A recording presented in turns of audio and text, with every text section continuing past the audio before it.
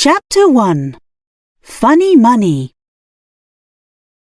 "Isn't it beautiful?" said Andy Lawson to his sister Mary. "No," replied Mary, "it's not beautiful, and it's not interesting."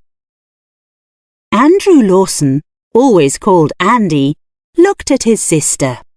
She was 13, and he was 13. They were twins, but they were not the same.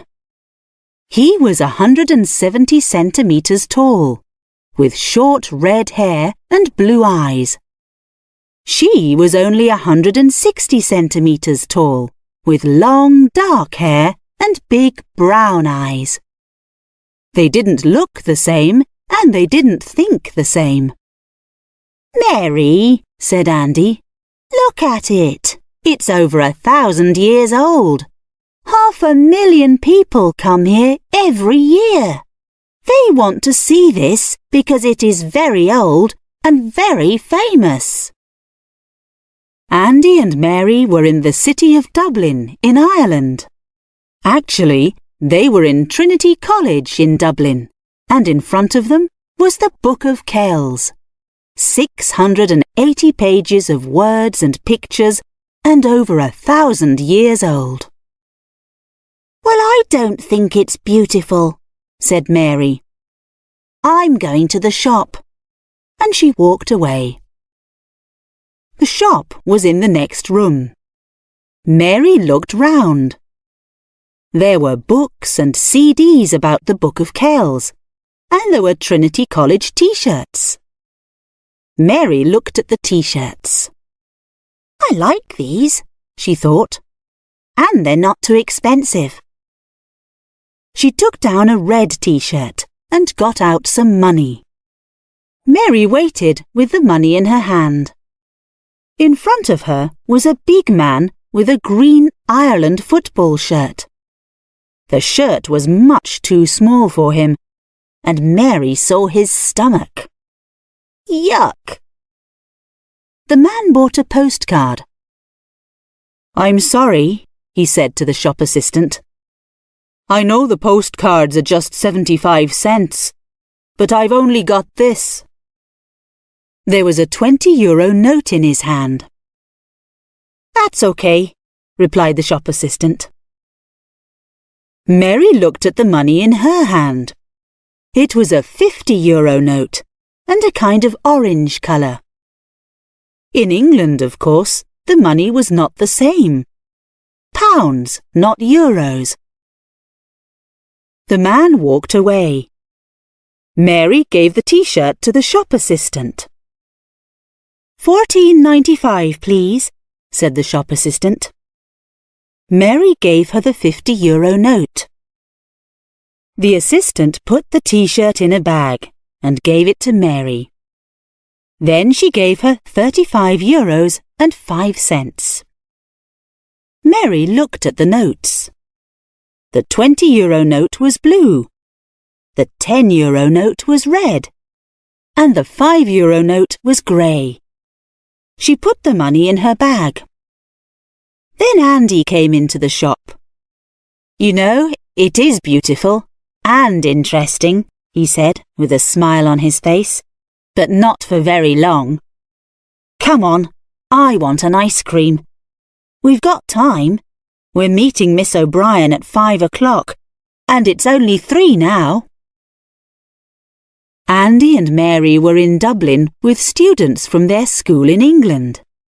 Their science teacher, Miss O'Brien, was from Dublin, and every year she took 10 or 12 students there at the start of the summer. The students enjoyed seeing a new city. Dublin is small and friendly, and there is a lot to do, and Miss O'Brien enjoyed seeing her family. Andy and Mary walked to Grafton Street, one of Dublin's important shopping streets, and found an ice cream shop. Andy asked for a chocolate ice cream. Mary wanted a strawberry one. Mary gave the shop assistant €20, and he looked at the note. Then he turned the note over, and looked at it again. "I can't take this," he said. "Why not?" asked Mary. "It's not a real €20 note," he answered. "It's forged. It's not real. Look here." He found a new €20 note and put it on the shop window. Then he put Mary's note next to it. "Look on the left of the note," the assistant told Mary. "You can see a kind of window on the real note, but there isn't one on yours. Yours is forged. Here." He gave Mary her note. "But," Mary started to speak. "Have you got some more money for your ice creams?" the man asked. Mary found some more money. "The police say there are a lot of those forged notes in the city just now," the assistant told Mary. "You need to take that one to the police station." Chapter 2. The Man with the Forged Notes. Out in the street again, Mary was angry. She ate some ice cream, then took out the €20 note and looked at it. "A forged note," she said. "Not real. How can I use it now?" "Listen," said Andy. "Why don't we go and tell Miss O'Brien about it?" "Good thinking," replied Mary, and they started walking back to their hotel on Fleet Street. They got to the hotel at about 3:45. They found Miss O'Brien and told her about the forged note. Miss O'Brien looked at it. Then she looked at Mary's face. It was half angry, half sad. "Oh, Mary," she said, and put a hand on her shoulder. "It's €20, said Mary. "That's a lot of money to me, and now I can't buy anything with it." "That's all right," said Miss O'Brien. She found her bag and opened it. "Here," she said, giving Mary a new €20 note. "You have this. I can call the police." She put Mary's forged note on the table in front of her. "Oh, thank you, Miss O'Brien," said Mary happily. "That is kind of you." "That's all right," replied Miss O'Brien. "Now, are you coming to the cinema this evening?" "Yes," answered Mary. "I don't know," said Andy. Miss O'Brien smiled. "Well, we're meeting in the hotel restaurant at 5:00. Andy and Mary went to their room and watched television for half an hour. But Mary didn't really watch.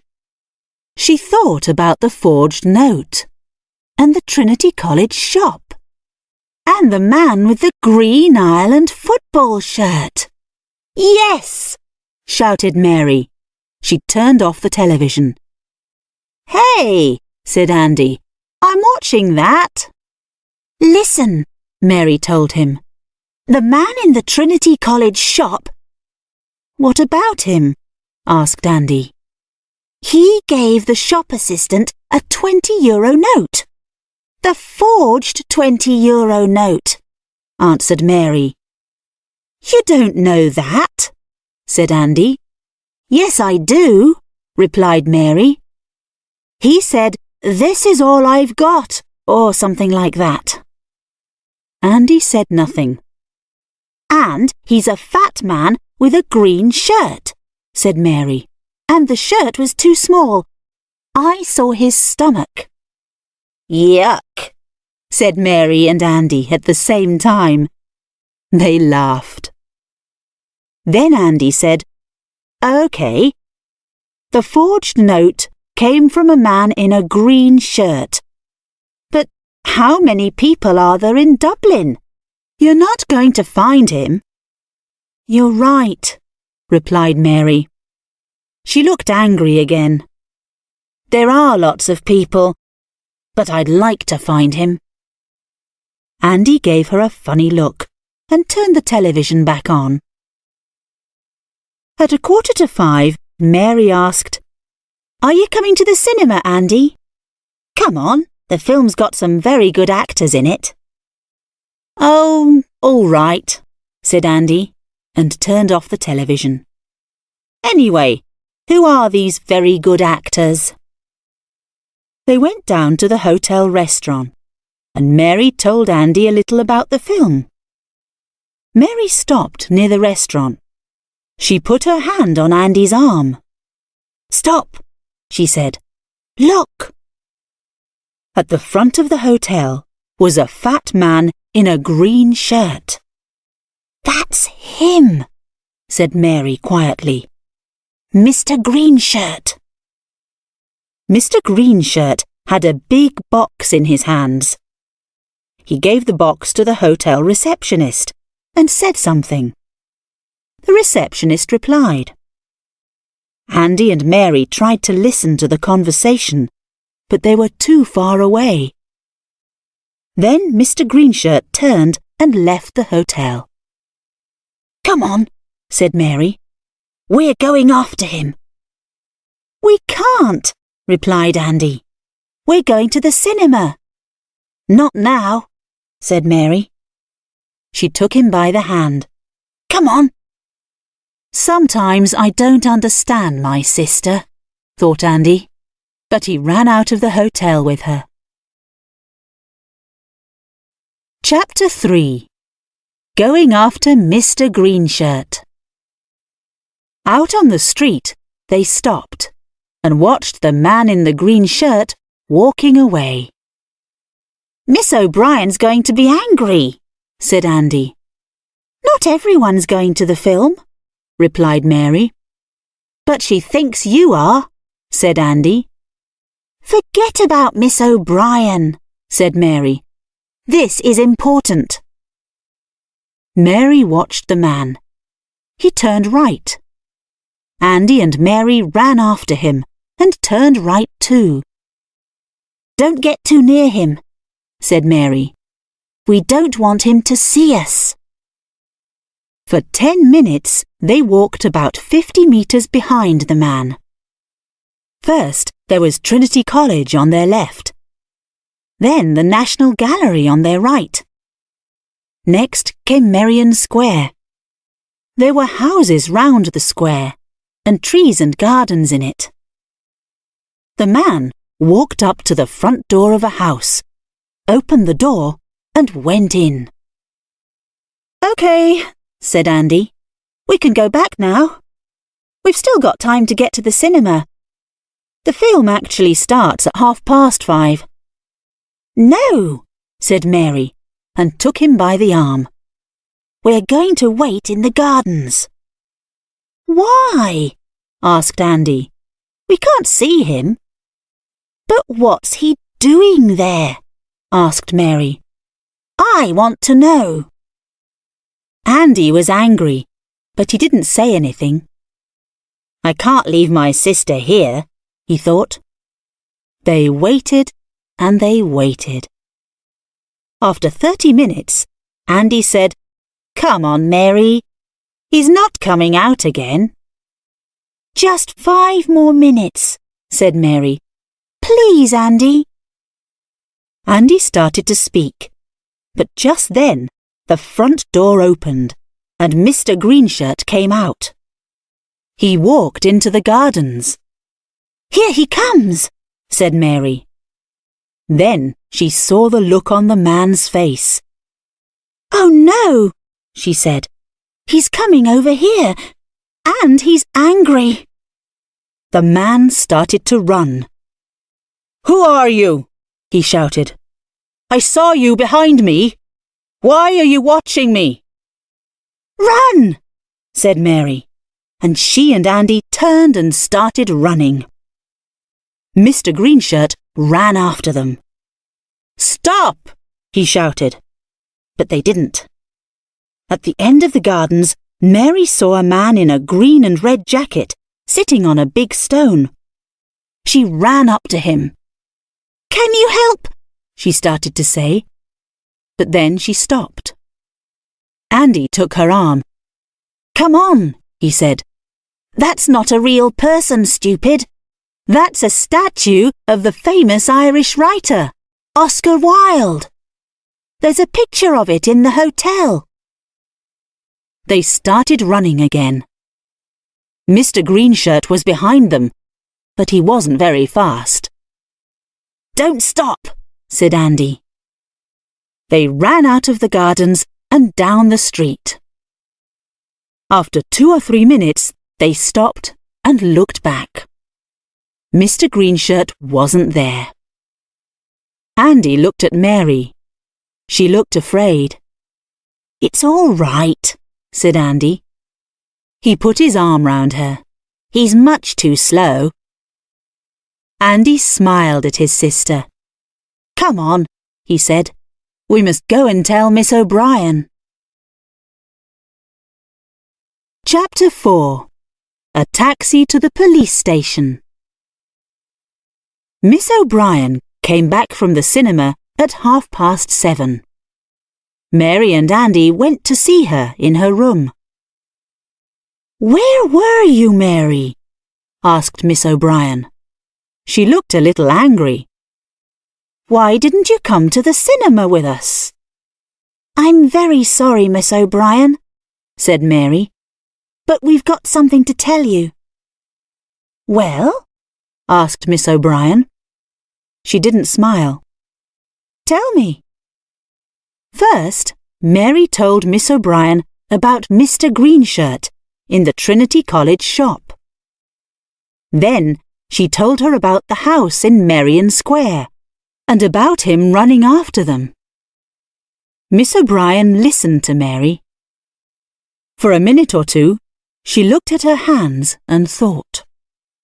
Then she looked up at Andy and Mary. "Right," she said. "We must go and tell the police about this.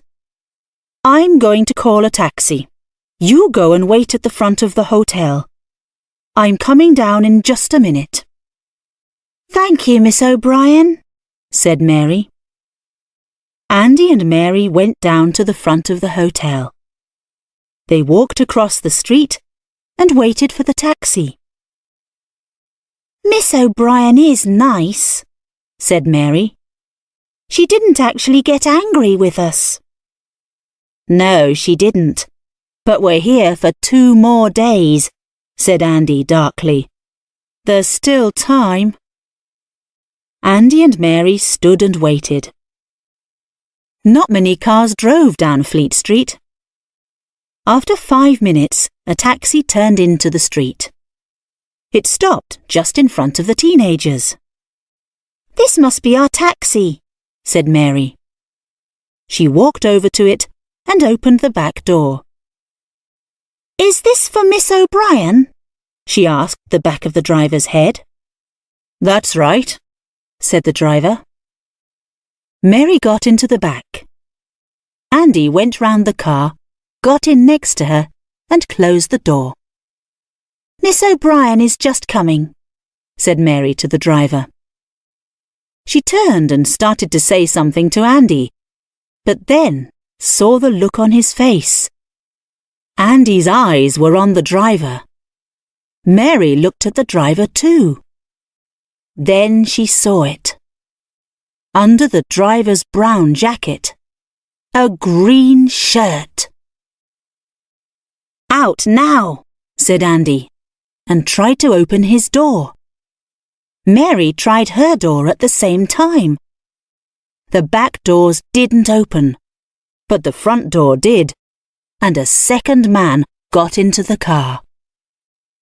He was tall and thin. He wore a blue shirt and black trousers. He looked back at Andy and Mary. He had black hair and a cold smile. "You can't get out," he said. "The doors don't open, and nobody can see in. The windows are dark." He turned to Mr. Greenshirt. "Go," he said. The car started, and they drove off. "What are you doing?" Where are you taking us? Asked Mary. Mr. Blueshirt turned and looked at Mary. He smiled again. His eyes really were cold. Chapter 5. A Swim in the River Liffey. Help! Shouted Andy. Help! Mr. Greenshirt turned on the radio. It was loud rock music. Nobody heard their shouts. Mr. Blueshirt turned round again and looked at Andy and Mary. He didn't say anything. He didn't need to. Andy stopped shouting. The man turned back and watched the road. Andy looked out of the window. Nobody looked in. Mr. Greenshirt drove across the River Liffey and turned right. There were houses on their left and the river on the right. Where are these men taking us? Thought Andy. What are they going to do? He thought of answers to his questions, and he didn't like them. These men were bad. We need to do something quickly, thought Andy, but he didn't know what. He looked at Mary. She didn't look afraid. The goodbye game, she said. What? Thought Andy. What is she talking about? Why is she talking about a film? The Goodbye Game was a film about a French cook and his family. It was a very funny film, but... Mr. Blueshirt looked round quickly. Stop talking, he said angrily. Andy looked at Mary again. He didn't understand. What was important about the film? Mary closed her eyes slowly. Then she opened them again. Of course! Now Andy understood. In the film, the cook is driving down the road with his 5-year-old son in the back of the car. The son puts his hands over his father's eyes. The car goes off the road into a tree, and all the doors open. The father is very angry, but maybe he and Mary... It was a dangerous thing to do, but they needed to get away from these men. He looked at Mary and closed one eye. She gave him a little smile. Andy closed his hand. Mary watched his hand.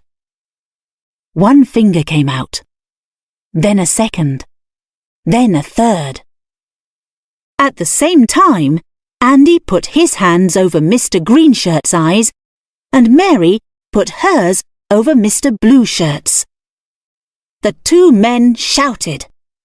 Mr. Greenshirt took his hands off the wheel, and the car turned fast across the road. The river was now in front of them. Andy and Mary took their hands away quickly. Mr. Greenshirt put his hands back on the wheel, but the car was too fast, and the river was too close. Left! Left! Mr. Blueshirt shouted, but it was too late. There were shouts and noise in the car and on the street. There was rock music from the CD player. There was more noise. Then the sound of the car hitting the water.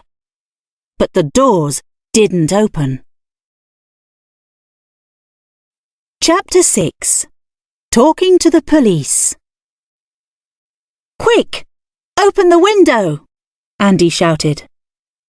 Quickly, he and Mary opened the back windows of the car and started to get out. Water started to come in. Cold water, lots of it, coming in fast. The men in the front didn't look round. They too just wanted to get out. But the front doors weren't easy to open. There was too much water. Out! Shouted Andy. He and Mary got quickly into the water. They were good swimmers. In minutes, they were out of the water and on the street. Back in the river, the men opened the car doors slowly and started to swim away. "What happened?" asked people on the street. "Are you okay? Do you need a doctor?" There was a seat near the river. Andy and Mary sat down. A woman started to give Mary her coat. A man in a brown coat took out his phone and called the police. Then Andy looked up the street and saw the blue light of a police station. "There's a police station up there," he said to Mary. He took her by the hand. "Come on." They started running up the street in their wet clothes. "Hey, wait!" called the man in the brown coat. "The police are coming." But the teenagers didn't stop. They ran to the police station. The police took away Andy and Mary's wet clothes and gave them some old ones. Then they put the teenagers in a room and gave them some hot tea and biscuits. 2 police officers, a man and a woman, came into the room and talked to them. Andy and Mary told them everything. At 10 o'clock, the teenagers were still at the police station. Across the table sat the 2 officers. The woman, Inspector Helen Forrester, wore a dark blue jacket and trousers and a white shirt. The man, Sergeant Tom Brady, wore a light blue shirt and dark blue trousers. "We got to the river too late," Forrester said to Andy and Mary. "The men in the car got away." She put some photos on the table in front of her. "It's late now, and I must call your teacher and tell her you're okay. But first I've got some photos." She turned them over. "Are any of these the men in the taxi?" she asked. Andy and Mary started looking at the photos of men's faces. After a minute or 2, Andy took one and gave it to the inspector. "Here's one," he said. "That's the man with the green shirt." Then Mary turned a photo round for the inspector to look at. "And here's Mr. Blue Shirt," she said. Forrester looked at the photos and gave them to Brady. He looked at them. "I know these 2, he said, with a small smile. "OK," said Forrester to the teenagers. "Now I'm going to call your teacher. What did you say her name was again?" "O'Brien," replied Mary. "Miss O'Brien." Brady looked quickly at Forrester. "Of course," said Forrester. She thought for a minute. "And you say she called us about the forged notes on Grafton Street this afternoon?" "That's right," replied Mary. Forrester looked at Brady and then back at Andy and Mary. "Is something wrong?" asked Andy. No, said Forrester. "There are a lot of O'Briens in Dublin." She looked at Brady. "Sergeant," she said, "you get their clothes. I'm going to call Miss O'Brien." Then she looked at the teenagers. "And you 2 wait here a minute." The police officers left the room. Andy looked at Mary. "Why did she say there are a lot of O'Briens in Dublin?" he asked. "I don't know," replied Mary. Chapter 7. A Cafe on O'Connell Street. At 10:20, Miss O'Brien came into the room at the police station. Forrester and Brady were behind her. "Oh, Andy, Mary, there you are," she said, and put her arms first round Mary, then round Andy. "Are you all right?" "The inspector told me everything." Forrester spoke. "OK, you can go now. You get some sleep. We're going to try and find these men." Miss O'Brien looked at the teenagers. "Are you all right?" she asked again. "Yes," said Mary. "I'm okay." "I'm hungry," said Andy. Miss O'Brien and the police officers laughed. "Come on," said Miss O'Brien. "There's a late-night cafe on O'Connell Street. It's only 5 minutes from here." At 10:30, Mary, Andy and Miss O'Brien were in Maguire's Cafe on O'Connell Street. Mary had tea and some biscuits. Andy had milk and cake. Miss O'Brien took her phone out of her bag.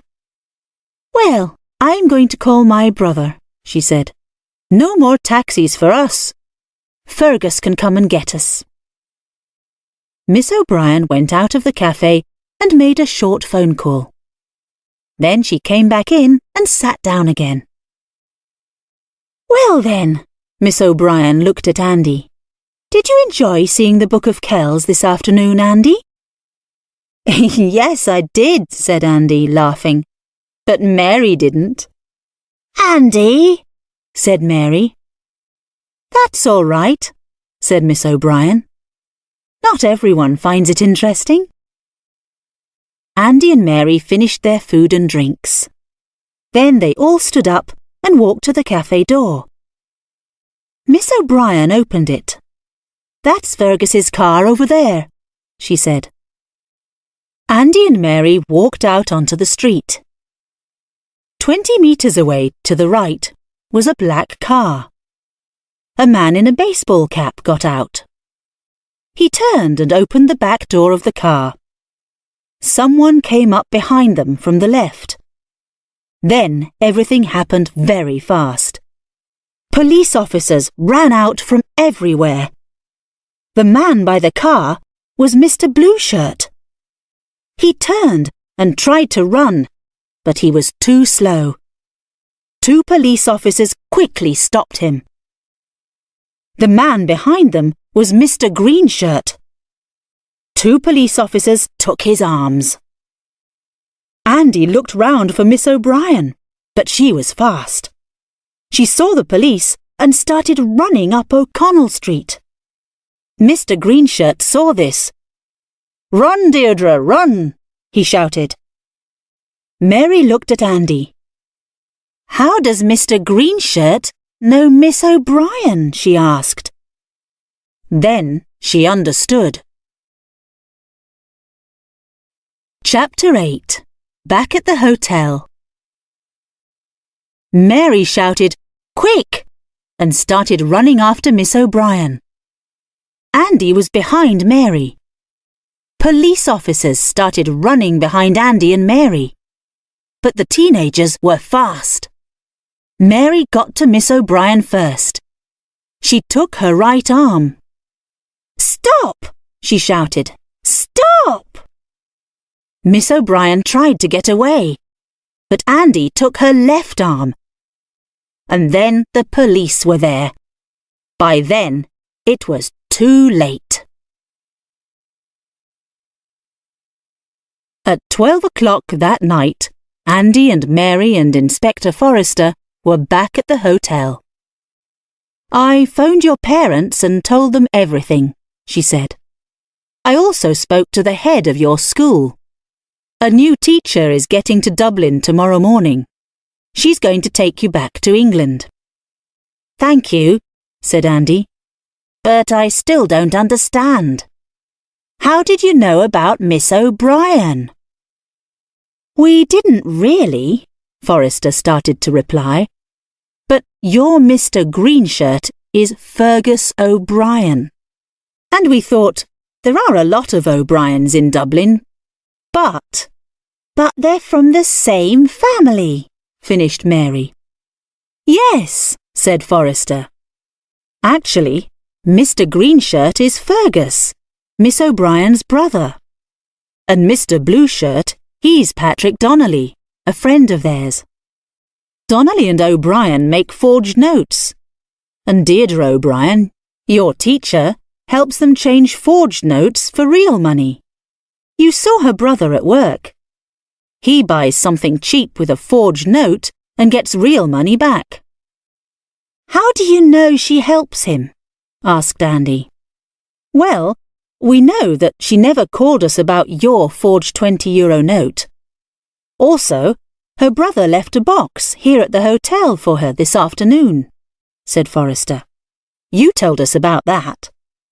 That's right, said Mary. Well, we found it in her room, said Forrester. There was €20,000 in it, in 20 and €50 notes. Andy and Mary looked at Forrester, their mouths open. Then Andy asked, But Mr. Greenshirt and Mr. Blueshirt, how did they know about us and about the hotel? Miss O'Brien phoned them, said Forrester. She told them to come in a taxi and take you away. Her brother Fergus sometimes works for Grafton's taxis. What did they want to do with us? Asked Mary. Forrester stood up.